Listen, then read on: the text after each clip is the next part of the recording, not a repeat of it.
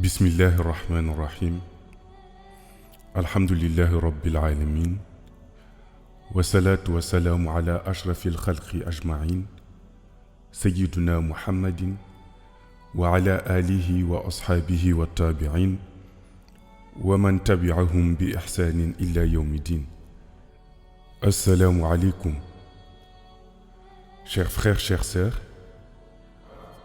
le prophète Mohammed sallallahu alayhi wa sallam a enseigné la mission de l'imam al-Mahdi comme étant un régime de khalifa.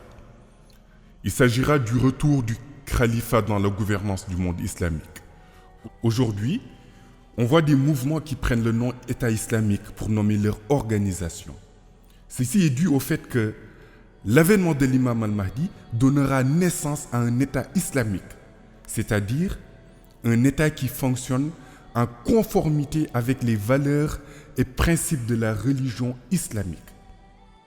Cet État islamique de l'imam al-Mahdi sera un État pacifique qui respecte les valeurs humaines et il est basé sur les enseignements de l'islam et sur les enseignements du soufisme, plus particulièrement sur les valeurs de la tariqa tijani.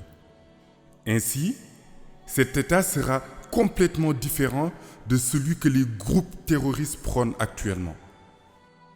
Cet État islamique fonctionnera avec le retour du califat fondé sur la sunna.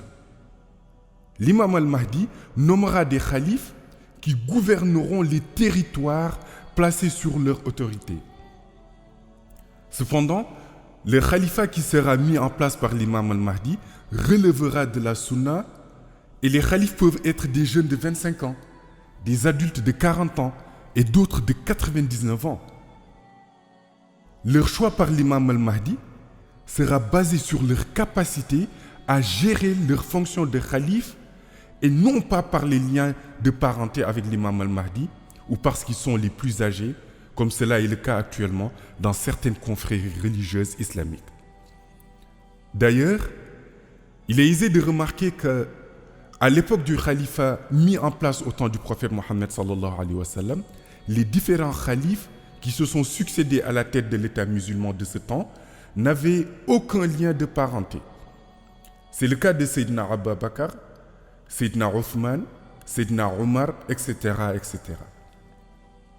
Ce califat était bien fondé sur la sunna et non sur la tradition qui consacre l'accès à la fonction de calife par lien de parenté et selon le principe du plus âgé. D'ailleurs, ce principe coutumier d'accès au califat, fondé sur la famille, est la raison de la division actuelle des musulmans entre chiites et sunnites. La mission de l'imam al-Mahdi se mettra en place progressivement à travers le monde. Lorsqu'il commencera à mettre en place son dispositif, nul ne pourra s'y opposer et ses adeptes augmenteront au fur et à mesure.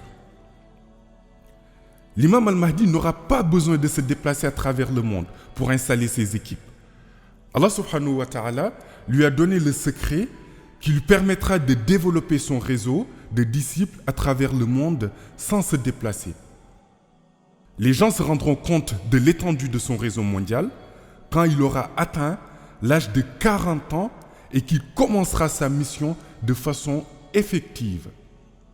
La surprise sera grande, car beaucoup se demanderont comment a-t-il procédé pour construire tout ce réseau mondial d'adeptes sans qu'on le voie à l'œuvre dans les différents pays où se trouveront ses disciples.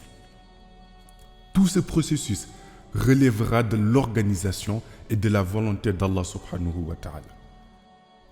Ce récit est tiré des enseignements de notre honorable cher Qutb al-Aqtab al-Kabir, Mawlaya Sayyid Mohammed al-Sher. Assalamu alaikum wa rahmatullahi ta'ala wa barakatuh.